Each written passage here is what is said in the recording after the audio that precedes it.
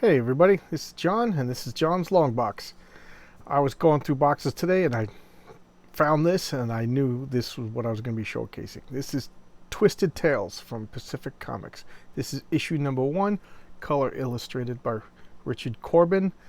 Have you seen a few of his illustrations when I showed the Marvel magazines? Pacific Comics, $1.50. They were around from 1981 to 1984.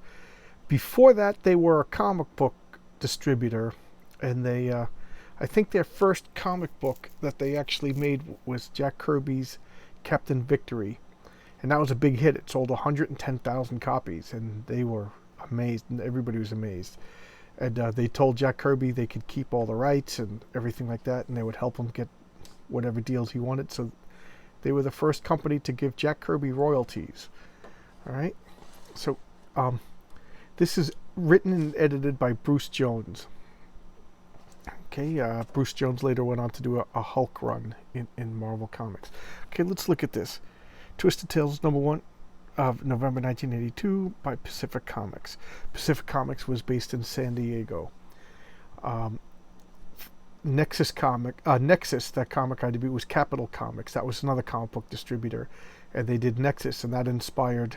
I can't remember the names of the two owners. Oh, right here, Steve and Bill Shanes, to dip into making comic books, and they were pretty successful for a while, but not. I mean, well, 4 years, I guess. They stopped publishing comics in 1984, and then they dissolved the company in '85. This was a horror anthology, and I have to admit, it was the covers that got me. So this is a short story called Infected. This is also Robert Corbin doing the I almost said Roger Corman, the director, doing the art, and a lot of text, very creepy. I forget the story, but I haven't opened this up since I packed up all my comics and put them into storage in 1993 or 92. Yeah, it was 92 when I put my comics in storage. So I haven't opened this in decades. Be warned, this is adult comics, so they're, dirty words, and, he's feeling up the girl's thigh. She's a hitchhiker.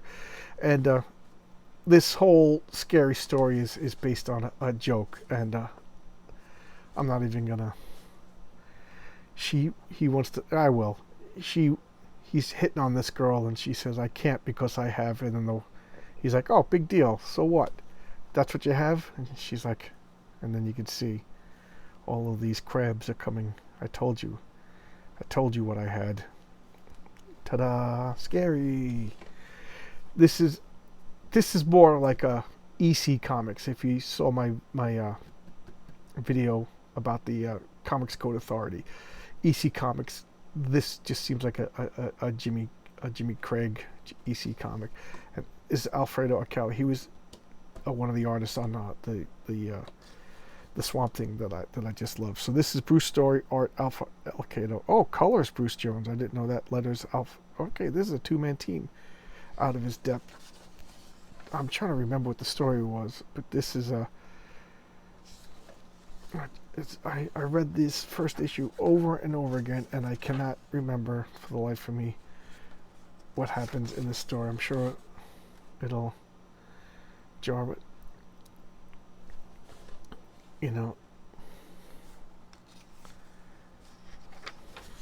just I love this artwork. The old-fashioned coloring, just blue over here, red over here. Oh, so she killed him. That's right, she killed him because he was cheating on her. Okay, so she takes him out rowing for a romantic interlude, and he thinks, and then boom, she hits him with an oar and kills him. If you remember Creep Show, this has the same vibe as Creep Show, and then this revenant comes out of the water and comes after her, and she just lays down and. Come on, you don't smell so bad, and then the corpse gets her. Big deal. Okay, this is Brett Blevins. Oh wow, I didn't know he did a lot of work for for Image Comics later on. Just the old witch, you know. He gets his foot caught in a bear trap, and she's like, "Oh, let me help." Yeah. She has to cut it off with an axe. How is it that bad? She didn't cut off his leg. She started smashing the bear trap, but his leg is all messed up. And then she's got a big oven, and of course the way these things work, their names are Hansel and Gretel. You know, so he's like, no, he's freaking out, and he runs away. And they go to another cabin, and there's this porridge. Don't eat it. And then a bear comes bashing through the window. So he shoots the bear with a shotgun. And then as she leaves, it's cold, so he grabs a red cloak. And they go to a third house, and there's a witch. You know, he's like, oh no. So they're trapped in all the nursery rhymes. And he's like, oh. And she's freaking out. She realizes it's a full moon. And he goes, he left. He took the shotgun with him, and the grandma says, don't worry, I don't think there's any silver bullets in there. So he runs away because he's freaking out, and he sees this woman carrying a bucket. And he's like, yeah, it's crazy, you know. She's like, yeah, I'll help you, but let's go fetch a pail of water. And it's like, my name's Jill. And she goes, you better watch your step. A person could break his head. Ta-da. This was amazing. Elric of Mildebone. I love that. Oh my God. Okay, this was the story I remember the most. I don't know why this was the one that creeped me out the most. All Hallows. And it's Halloween. Let's go with the artist, Tim Conrad. Why do I know something about him that I can't recall? Bruce Jones again. So these kids, you know, fat belly sticking out. It's Halloween. They're dressed up, going trick-or-treating, going through the neighborhood. And they get the kids, and they go to the cemetery. Oh yeah, they stop at the house. I was looking for this panel, and they ask for one of the kids, and they're like, "We're just a cameo, you know. That go away. I don't have it. Everybody's scared of these kids." And they're walking around, talking, you know. And then they stop at another house, and everybody's just scared of them. Fatso's eating more candy, trick or treat.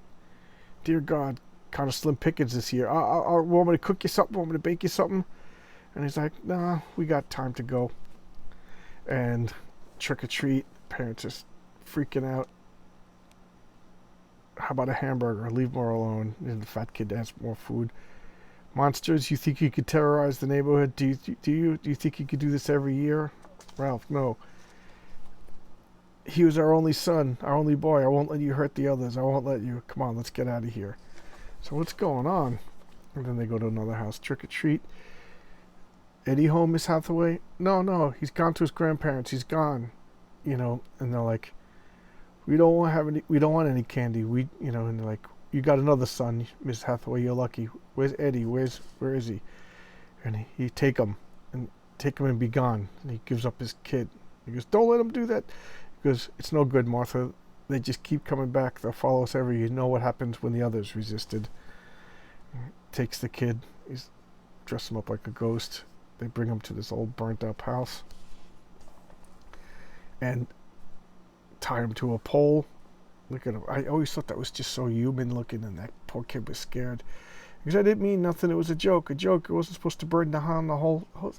And they pull off the hood off the kid that was traveling with him. He's all a burnt up monster looking guy. And they pour gas on him, light him on fire. And he's like, you see? That's everybody. And ta-da. That was the story. They were going around getting revenge. The little kids in the neighborhood set the house on fire on Halloween, and this kid got burnt up, so all of their friends went and got revenge. Yeah, the story always scared me, but at the same time, like, yeah, the parents just give up their kids. This is the cover for issue 2. Okay, and this was Alien Worlds. This was the same thing, but it was more science fiction-y. So it was an anthology of science fiction stories. I love the series. There was some real clunker stories. and some really, really good ones. This I just grabbed this one because this was issue number one. Um, PC Pacific Comics died out, like I said, in '84, and most of the stuff went to EC Comics, which was another company that formed. So you'll see, like you'll see. Why can't I think of it?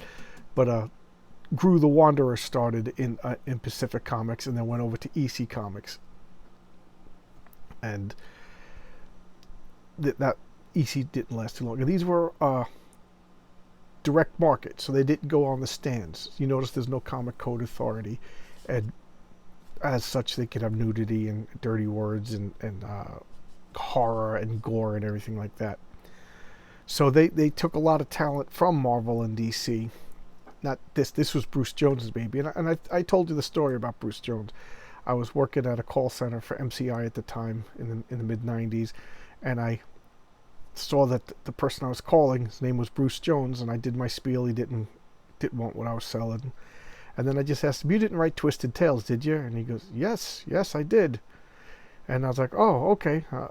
And he's like, "Well, can you do me a favor and take me off your list? I don't want to keep getting called." I said, "You got it."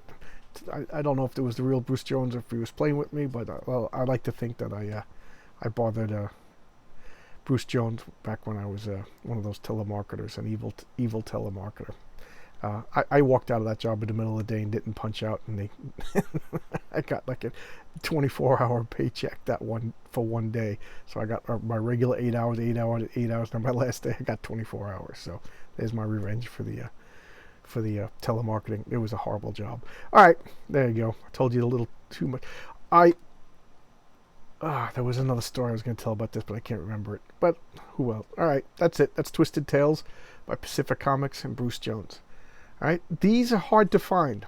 I don't know if you could get trade paperbacks of these. That's something I'm gonna look up. I'll put it in the comments section after I do a little bit of research. All right, see ya. Hope you enjoyed that. Bye bye.